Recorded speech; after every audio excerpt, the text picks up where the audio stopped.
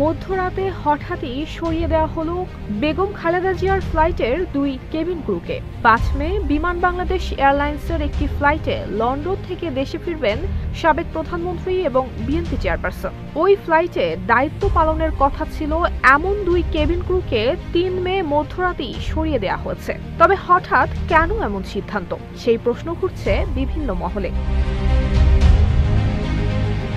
4 মে সন্ধ্যায় লন্ডনের হিথ্রো বিমানবন্দর থেকে ঢাকার উদ্দেশ্যে রওনা হবে বিমান বাংলাদেশ এয়ারলাইন্সের BG202 ফ্লাইটটি।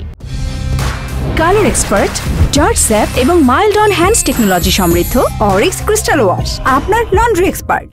ফ্লাইটে খালেদা জিয়া এবং তার পরিবারের সদস্যদের সাথে থাকবেন বিএনপির শীর্ষ নেতারা। বিমান সংশ্লিষ্ট গোয়েন্দা সূত্র জানিয়েছে, নিরাপত্তাজনিত শঙ্কা এবং রাজনৈতিক সংশ্লিষ্টতার অভিযোগের ভিত্তিতে আল কুবরুন নাহার কসমিক এবং মোহাম্মদ কামরুল ইসলাম বিপুল নামের 2 ক্রুকে সরিয়ে নেওয়ার সিদ্ধান্ত নেওয়া হয়।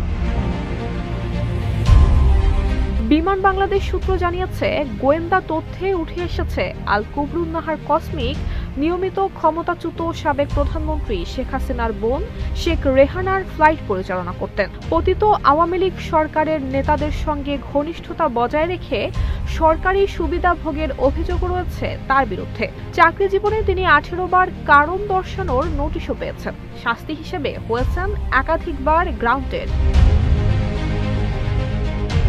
অপরদিকে জুনিয়র পার্সার কামরুল ইসলাম বিপন দীর্ঘদিন ধরে আওয়ামী লীগের নানান কার্যক্রমে সরাসরি যুক্ত ছিলেন বলে অভিযোগ রয়েছে। প্রতি বছর 15ই আগস্ট পালনের জন্য নিয়মিত ধানমন্ডি 32-এ ফুল দেয়া, শেখ কামালের জন্মদিনে প্রীতি ফুটবল ম্যাচের আয়োজন করা এবং বিমানে শেখ রাসেল দিবস পালনের অন্যতম উদ্যোক্তা ছিলেন তিনি।